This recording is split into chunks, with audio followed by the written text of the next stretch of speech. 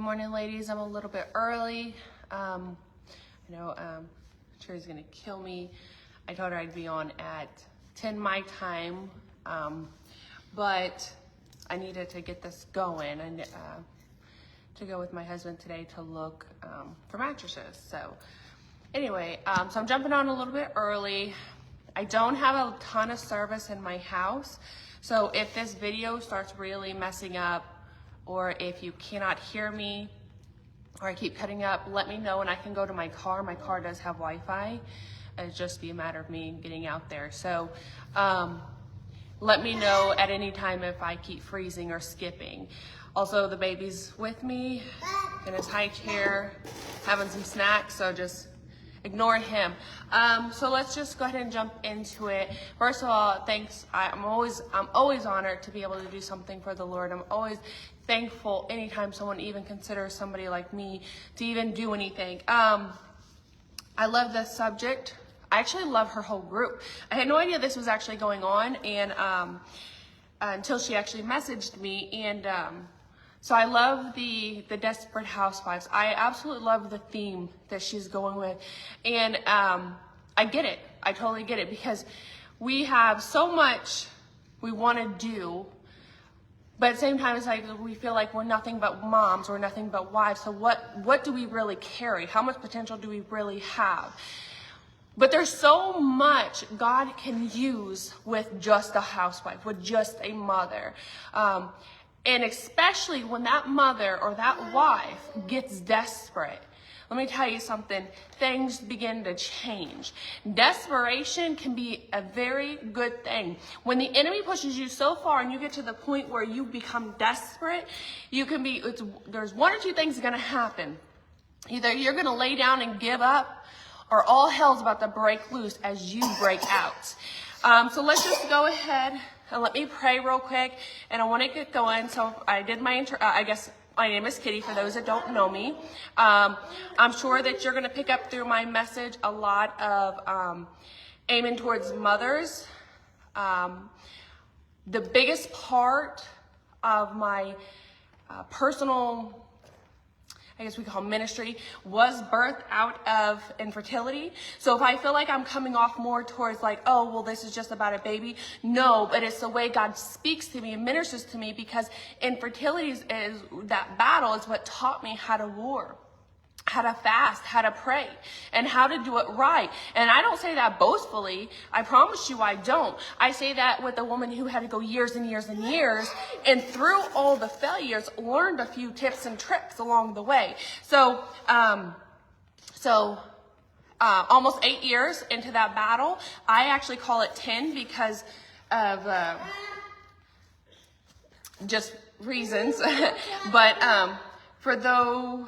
for the sake of saying that we didn't officially say we are trying, I call it just under 7 years. Under 8 years.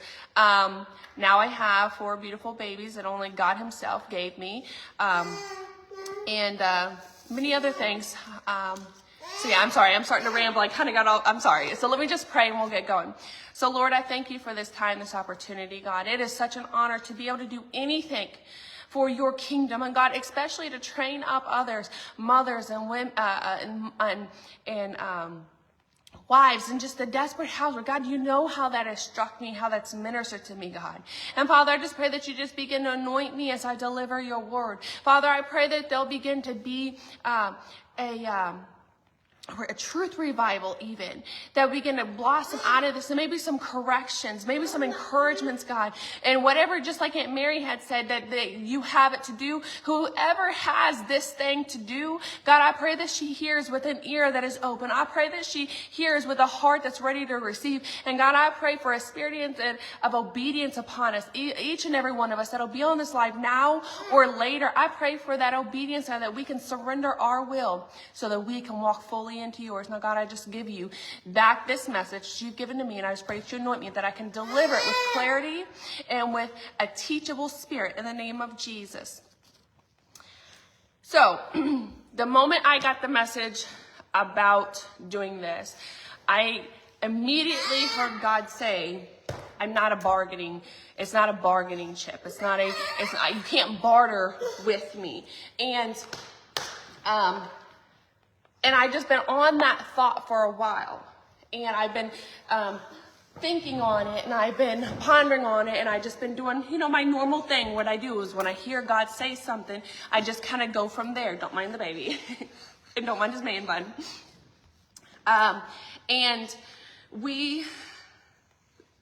So I've just kind of been letting the Lord really just minister that to me. And I've been kind of thinking on some things. And a lot of times we have been taught wrong. I did watch Marianne's yesterday live. I did not realize Deanna had already done a video. I clicked onto it for about 30 seconds. And I quickly clicked off because I seen some of the comments. And I'm like, I don't want to take anything from my message that maybe God wants to be repetitive. Because a lot of times if I know you're going to say something, or I'll try to cut it. So I just completely X'd out. And I said, you know what, God, if I'm going to repeat some things maybe that she said, just going by some of the comments I quickly skimmed over, I said, so be it. But a lot of us have been taught a little bit wrong. We've been kind of taught and maybe handed some things, and it wasn't quite right. We have good intentions, but things weren't quite the way they were supposed to be. And a lot of times I hear people say that they're going on a fast because they need God to do this thing for them. And the more I'll listen, the more I'll talk, the more they'll talk, I'll realize that they're really thinking that the fasting is what's going to get them what they want. But see, God's will is God's will. I only need to find myself in it. So the fasting doesn't rewrite or redo God's will. The fasting gets me to a place where I'm in position to be in that place for the will. A lot of times, I shared a post this morning from Jensen Franklin. I come across it. I actually think Mary might have shared it first to the Expecting Mothers page. It said that fasting refocuses to hear God. More often than not, the thing that gets in God's way is you, me, us. We get in God's way. We are the ones that prevent his will from being able to unfold more than anything. So the fast is not trying to rewrite God's will or barter with him and say that if you do this, then I will do this. It's saying, let me crucify myself. Let me silence my own voice. Let me get rid of my idea, my thoughts, my desires, so I can hear, what does God have to say on this matter? Am I really wanting something that is according to God's will? Am I praying? Am I trying to create an atmosphere for my promise to manifest that's according to the will of God? Or is this Kitty's will? Is this your will? Is it something that you want? Now, there are things that God will give this because we want, but most times what God gives, those promises, are because they are his will that he wants to bring about on the earth. And you say, the first thing I guess we should talk about is the fact of, how do we know if we're praying and fasting for something that is the will of God? Well, really, it's quite simple. Do you want a baby? Look through the Bible. What does the promises say about fertility? It says that go forth, be fruitful, multiply. It also says in the Psalms, I shared it yesterday into the mother's page about that in their old age, they will still be fruitful. So we know that being fruitful, that is also a fruit. I don't mean like the fruitful, but is also a fruit, a characteristic of a child of God, because we should always be bearing fruit, whether it's in the body or whether it's in the spirit. That being fruitful is a characteristic. It's a will of God. He wants us to be productive. He wants us to produce fruit. Is it healing? What did Jesus say? I came to heal the sick. So I know that I can, by faith, know that I'm in the will of God, asking God to heal me. Now, does that mean he's always going to heal? We know by Paul that no, because there was more than likely it was an infirmity. He prayed 3 times and asked God to heal him 3 times, or on the 3rd time, God said, my grace is significant for you. But for the most part, is God willing to heal our sicknesses? Look at the ministry of Jesus. So that when people would come to him, he would what? Heal them all. That as long as they had faith and as long as they were, doing things the right way, he would heal them. The only thing that usually stopped them was their own disbelief, their own doubt, their own disbelief. Is it win the lottery.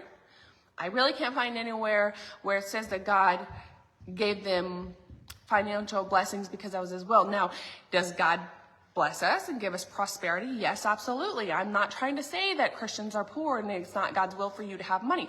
But I am saying that if you're praying to win the lottery, well, I would re-look at those motives. And please don't tell me it's because you want to help people. I hear that so much. And I just think, is that really why you want the lottery? Because you can help people without $1 million. But is it, soundness of mind? Are you trying to get your mind established? Well, I can find in the word where it says that God has not given us a spirit of fear, but a love, power, and of a sound mind. So there are certain promises, certain things that you're going to go after and that you're going to want, and they are absolutely according to the will of God. But then there's other times, like with the lottery. Now, is there maybe this random time that's going to be God's will? Sure, maybe. I can't tell you. But for the most part, you're going to be praying and asking things in the will of God if it has to do with some of those subjects. Now, obviously, there's more. So, I can't go barter with God, though, for a baby. You can't barter with God. As much as I wanted a child, as much as I would have done just about anything, it wasn't about what I could give. It wasn't about what I could sacrifice, because honestly, God could care less about my cheeseburger, but he does care about your obedience. Because what does 1 Samuel 15:22 says is that obedience is better than sacrifice. God demands your obedience, not so much your sacrifice. Is it good to give up the cheeseburger? Yes, but is that what he's really after? No, he's not after your food, he's after your obedience. Because see, your obedience becomes a key. And I know this is the year, actually, is it the year that the whole decade of the door? I think it's the whole decade of the door. Well, if there's a door, then more than likely there's a lock, because there's going to be a handle. So it might be the year of the door, but what's going to unlock your door to get you through? What's going to make it? What's going to break open your breakthrough? What's going to get you to the next step? It might be the year of the door, but the door is just a door if you're just standing in it. But what's going to open it? And see, this is where prayer and fasting really begins to unfold for you. It's really going to begin to show you and put you out there, because what is going to open my door? Isaiah, I think it's 22:22 says about that, how the keys of the house of David is upon his shoulders.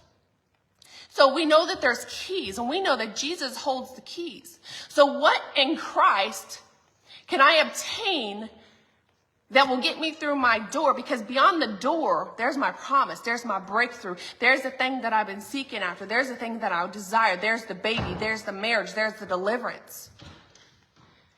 Because is deliverance a will of God? Absolutely. Absolutely, deliverance is the will of God. He wants to see you set free, because Jesus said, I came to give you life and more abundant. So I don't want you just to be alive. I want you to be thriving. What's going to cause me to thrive? What is my key? And I can tell you right now, you might have other manuals and instructions, but your key is your yes. Your yes is your obedience.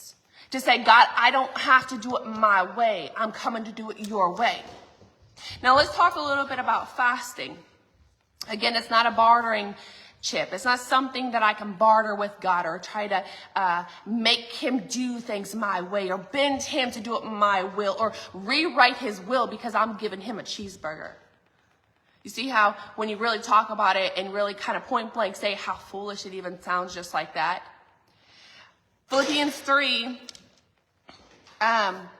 18 and 19 says this. For many walk, of whom I have told you often, and now tell you even weeping, that they are the enemies of the cross of Christ, whose end is destruction, whose God is their belly, and whose glory in their shame, for who set their mind on earthly things. There are some earthly things that we have our mind so focused on that literally our own bellies become our God. Our own bellies tell us what we can and cannot do. It will not kill you to skip a meal. It will not kill you to skip several meals. But yet our belly and our desire, our hunger pains tell us you will die if you don't eat. And yet God's saying just sacrifice, just cut it out. I need to hear you. Don't listen to your body screaming. Don't listen to the pain in your body. Don't listen to that headache. Don't listen to, the growl in your belly. Because if you just sacrifice, if you just be obedient and you just keep focusing on me, that flesh is going to silence itself. And I'm going to be able to reveal my will to you. But are you really want to hear it? Do you really want to hear it? I just seen I only have one bar right now, so if I start skipping, please let me know. It says that their end is destruction. Their end is their destruction because they're listening. It actually says whose mind is on earthly things. See, when our minds can only stay on earthly things, and see, your body is an earthly thing because your body's made of what? The dust of the earth. So if my mind's strictly on my body, on that headache, on that hunger pain, on the nausea,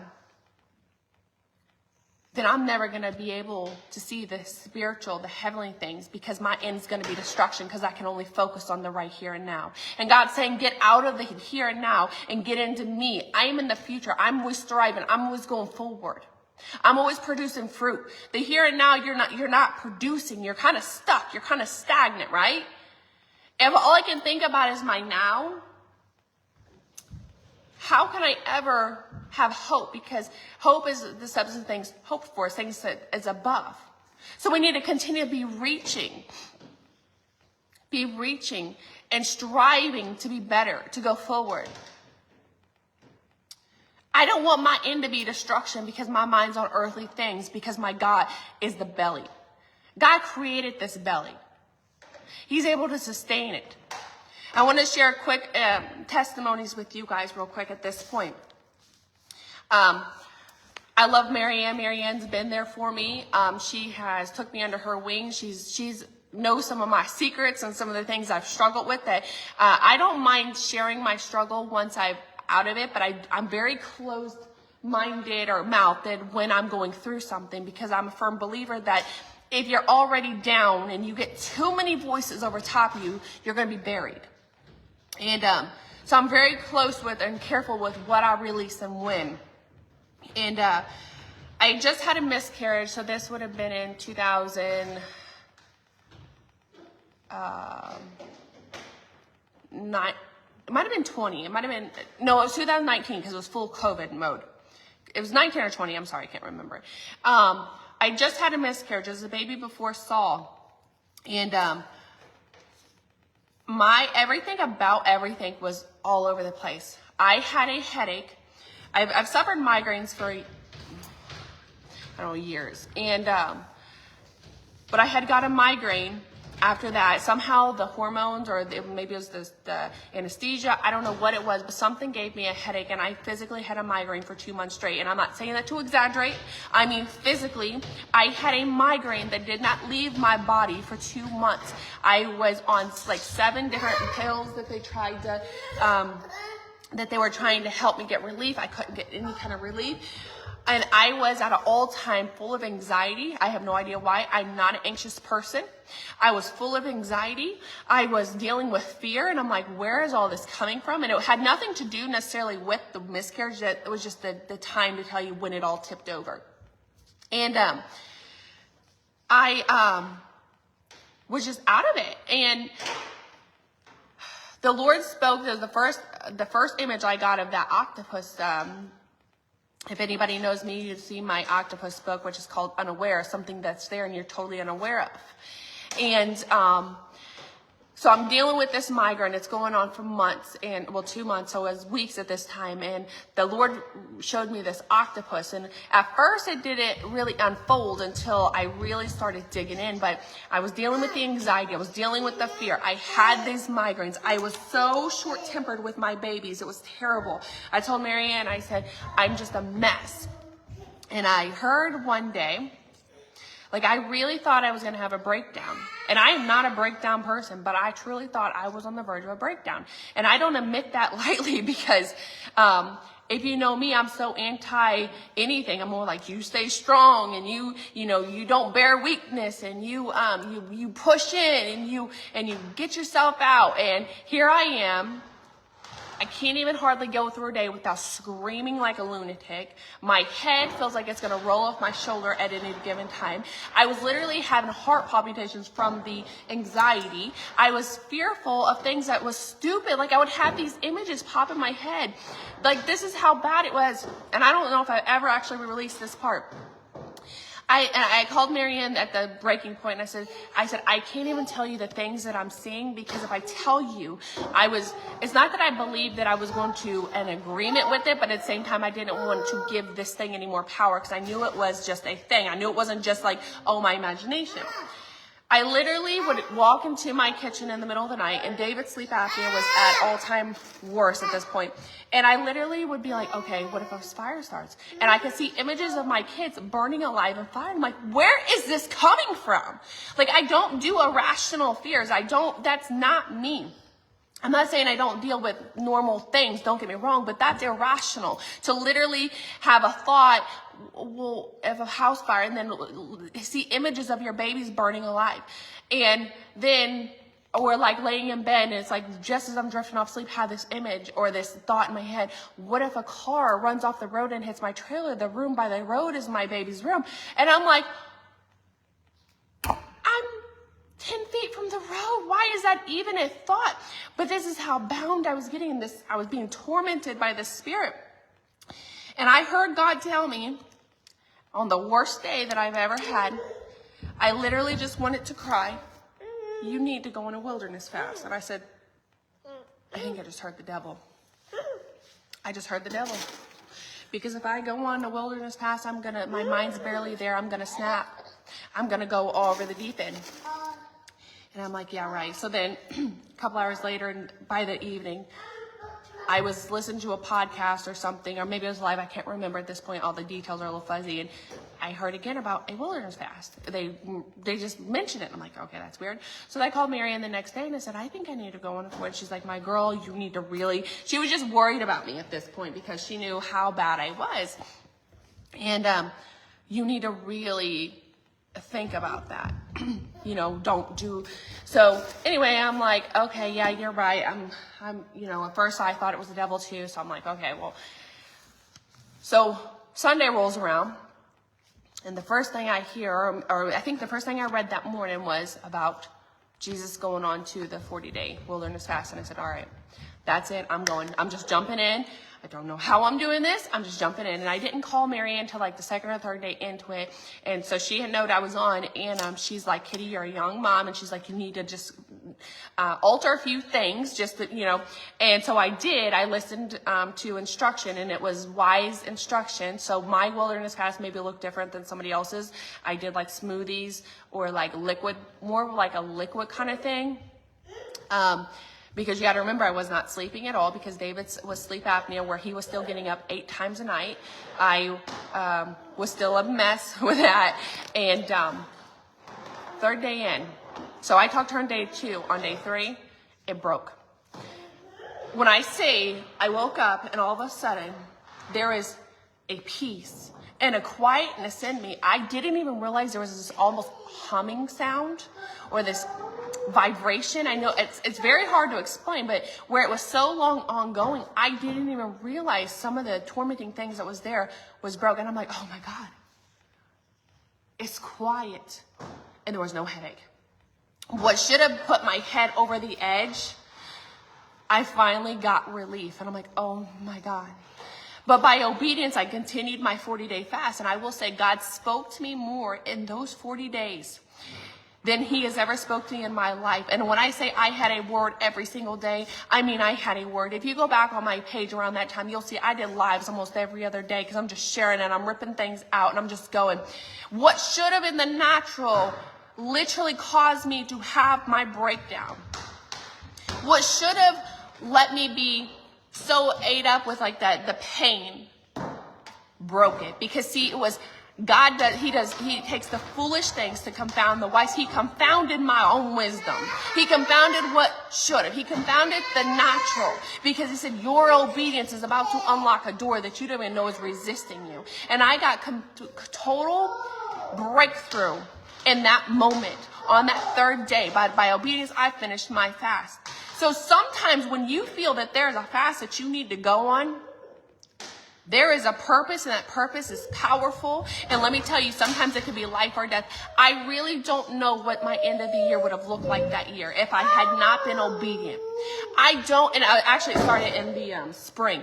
I don't know what would have happened, but what I do know is I thank God that I jumped out on faith. And you know what, though? Here's what I did. I gave myself leniency. I said, all right, I'm being obedient. I set small goals. I said, God, if I can just go 12 hours, I'll have a meal and then I'll start again. See, my 40 days was going to be 40 days of obedience no matter what. But I said, well, okay, if I can go 3 days, if I can go 5 days, and if I was having a really, really, really bad day, I'd say, okay, Kitty, if you can just give me 1 more hour or 3 more hours, I'll give you a snack and then I'll go back on. But see, I never had to, because if I kept setting small goals before me, I kept saying, God, I'm going to give you this next hour. But I think it was, I know Marianne has said you can't fast without prayer. I can tell you now that if I had not dedicated Bible time, if I would not have set aside prayer time, that fast would have been worthless for one, even though I was being obedient. So maybe I would have got a little bit of breakthrough, but I wouldn't even got the birth book out of me if I had it. But it was just being obedient but also not trying to overreach.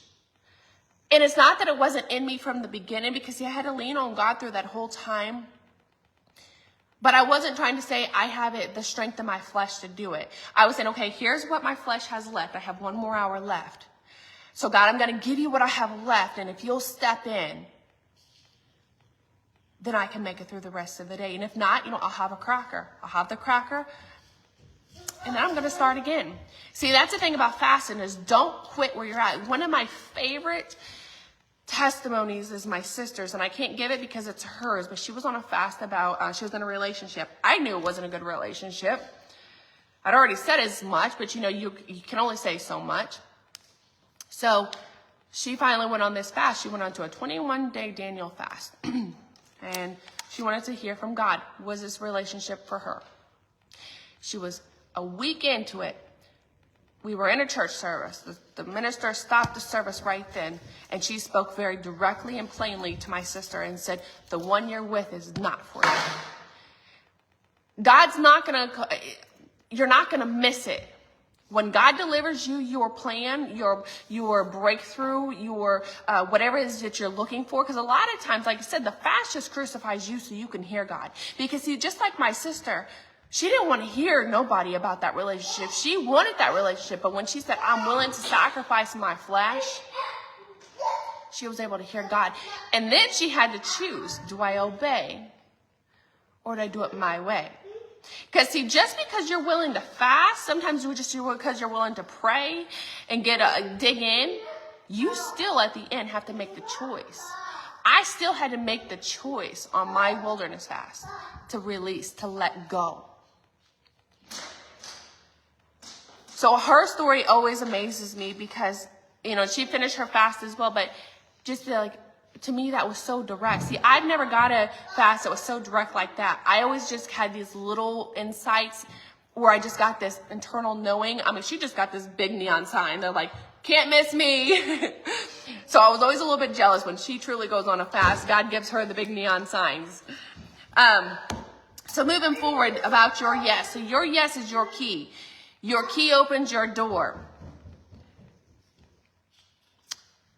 So you can't barter with God. But I want to talk about the sackcloth for a second.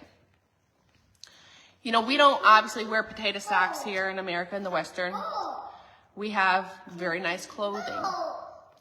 And so I can't even imagine, honestly, trying to go get the itchiest, cheapest clothes and wearing it for 40 days. I can't even imagine trying to torment my skin.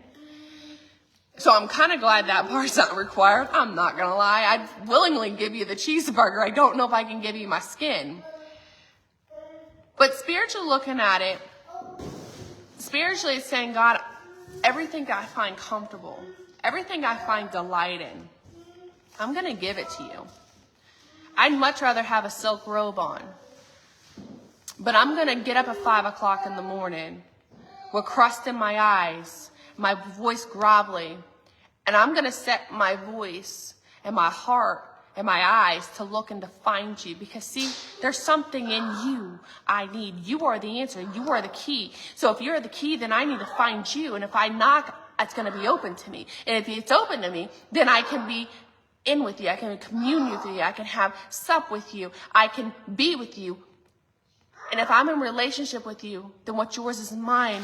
And the very key that you hold, I too can have. So sackcloth to me in the spirit looks like early mornings or late nights. See, at one time I was a late night prayer person. Now I'm an early morning. I just can't swing the late nights with the kids. It looks like fasting. It looks like purposely praying for somebody who has hurt you. It looks like releasing debts. It looks like keeping no record of wrong.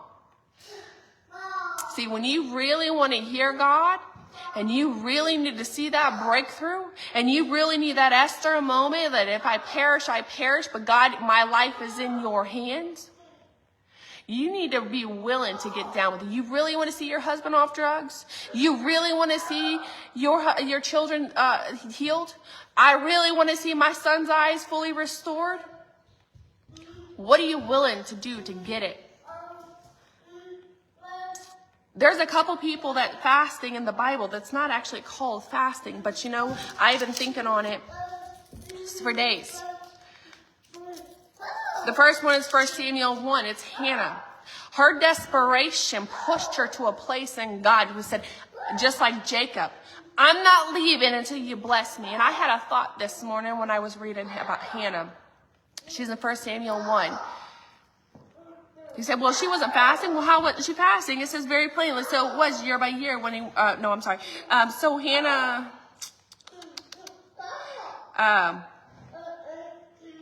so it was year by year when she went up to the house of the Lord that she provoked her, and therefore she wept and did not eat. She did not eat. She was pushed to the place to where she literally just found no delight in the God of her belly, in the desires of the flesh, the comforts of the flesh. Then her husband said to her, why do you weep? Why do you not eat? Why is your heart grieved? Am I not better than the 10 sons? So Hannah arose after they had finished eating and drinking in Shiloh. And this is when she goes on to the altar. And it says that how the priest had watched her and how she poured out. And she was so full of anguish. She was so full of bitterness and hurt. She physically had no words. It's like, have you ever been like that? Like the fish?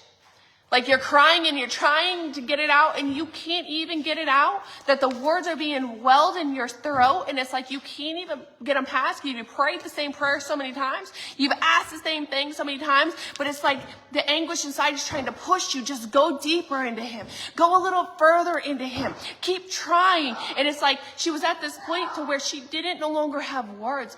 I guarantee you, she asked for a baby more than just this year.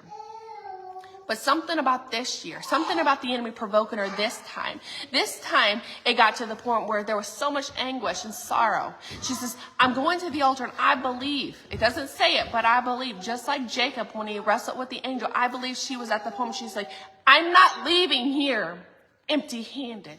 And that's why the anguish was so much. And that's why it was more than she can bear in this moment. Because she says, I'm here. And it's all coming out. Because if it's all coming out, then something's got to come in. And that's got to be the word. And that's got to be the seed. And that's got to be the fruit of my womb. And immediately when she received her word, that was all she needed. She got up, she washed her face, and she ate. Fasting in sackcloth looks like Hannah. When she was so poured out, that even the priest said, you're a drunkard. Get out of the temple. And she had to defend herself why she was there. But yet she wasn't angry that he partook her as that. Because to me, personally, this is my opinion, it showed her she did all she could in that moment. Because it was so poured out. She couldn't even control the emotion. She couldn't even control the sorrow. Another woman I was thinking on this morning was Rizpah. I love Rizpah too. It was like, How did Rizbah fast? And if you don't know who Rizbah is, I would encourage you to study her life. She is amazing. Dressed to Kill did a year on her. Was it 2 years ago? She's only mentioned for half a chapter. But in that half a chapter, you see how a mother truly wars. And just to give you a recap, so you can find Rizbah in 2 Samuel 21, starting in verse, I guess you can say verse 1, but she doesn't really appear. That gives you the why until around verse 8. But Rizbah is a woman who lost her 2 sons. They were taken from her. They were basically had to be hanged for their father's faults. Rizbah, it says in verse 9. No, let's go to 10. Now Rizbah, the daughter of Aiah, took sackcloth and spread it for herself on the rock from the beginning of harvest until late rains poured upon them from the heavens. And she did not allow the birds of the air to rest on them by day, nor the beasts of the fields by night. So what this verse just said was this woman for 5 to 6 months, because it was at the beginning of one harvest and the end of the other. So for 5 to 6 months, she put on her sackcloth and she stayed on a rock to make sure that the flesh and the bones of her children, her 2 sons, didn't get consumed by the wolves and didn't get consumed by the birds. Because see, the law of the land was for a king's son that they needed to be buried by that day. They needed to be put to rest. Her boys were laid out for 5 to 6 months on the gallows for their father's sins. So she beat away the vultures. She beat away the wolves. She protected what was left of them.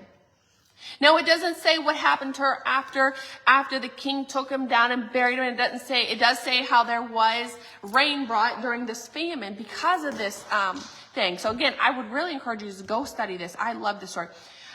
But there's in this one verse, it is powerful because it says that she put herself upon the rock. And we know the rock, the chief cornerstone is Christ Jesus. She laid herself in sackcloth, so she took away every desirable and comfortable thing. She stripped herself down to the bareness of who she was, her anguish, her hurt, her sorrow.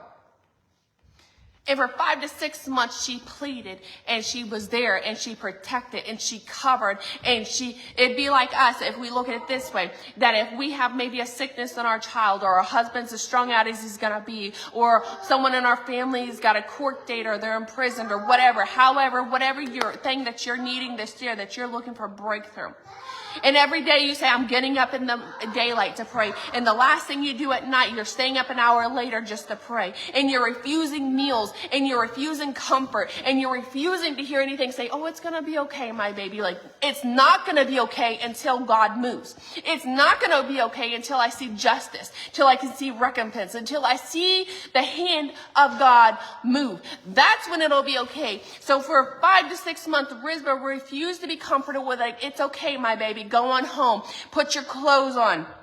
Go have a meal. She let herself be out in the elements, away from every comfort that the world has to offer. And she stayed there with the death of her sons to make sure that justice came. So how bad do you really want your breakthrough? And I'm going to kind of start ending with this. Your obedience, and I'm saying it again because it's important. Your obedience is your key. Not just your fast. I have fasted many times without zero obedience. I have. Be like, okay, well, this is the thing to do, and this is how I'm going to do it. I got to check all the boxes. Okay, we're not checking no boxes. This is for real life. This is life and death. This is breakthrough, and this is staying stagnant. Forget the check mark. Don't say I fasted because that's what I'm supposed to do. You fast because that's where you're called to be. That you're saying, I'm stripping myself down. This isn't my own personal thing I need. I need this for somebody else. Rizbah needed it for somebody else. Hannah needed it in her own internal body for an external purpose. See, Samuel was an external purpose, but it had to start internal with her. Because if she didn't right in herself and she didn't prepare her temple to receive, then Israel would have lost our greatest prophet. He never would have. If the desperation hadn't pushed her, and if she hadn't been obedient to say, I'm going to strip down till I get it, and I'm not leaving this altar till I get it. She was another Rizpah. Hers just happened a lot quicker. Hers didn't take 5 to 6 months. Hers took a matter of what, an hour, hours? I don't know. So ladies, it might take you weeks. It might take you months. It might take you hours. But how bad do you want it? Don't just fast a pop. Can you fast a pop? Yeah, absolutely. The Lord's called me to give up pop. I just did it out of obedience. Didn't want to. Don't even know why I had to do it. Just did it. Because he said so. Because I'm like, okay, if you're asking, if you're saying whose table are you going to eat at? Well, I want to eat at the king's table. My king's table, not the earthly king's.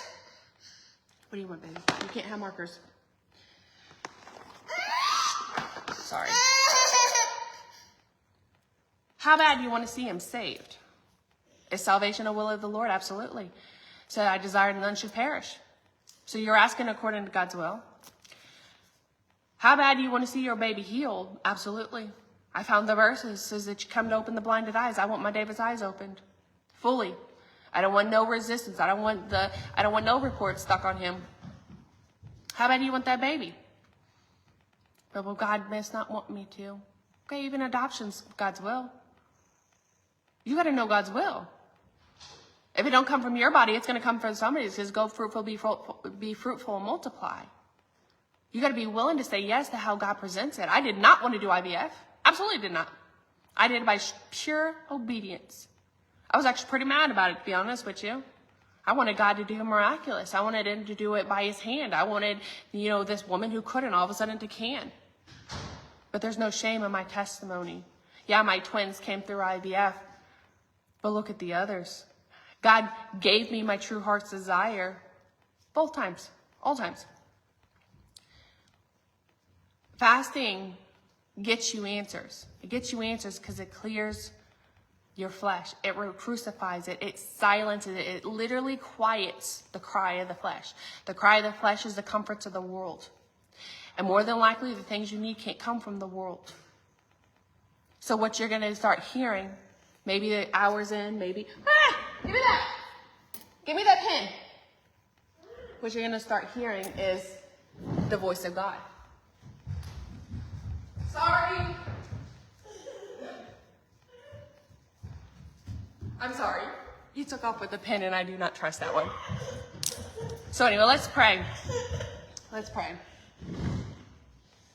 Father, I thank you for every desperate housewife that's on this page. God, I thank you for every mother and every wife, every daughter, every sister.